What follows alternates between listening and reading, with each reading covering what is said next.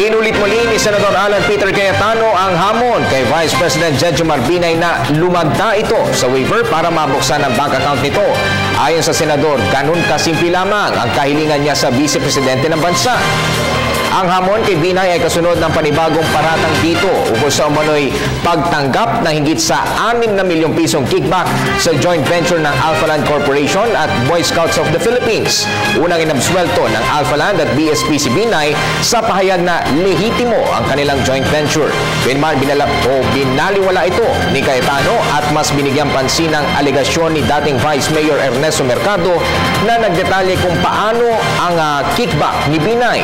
Nanawagan ngayon si Senador Cayetano sa BSP National Executive Board, gayon din sa Scout Executive at Scout Masters sa buong bansa. Ito ay para kumonsulta sa mga abogado para matiyak kung magkano ang dapat nilang makuha sa nasabing transaksyon.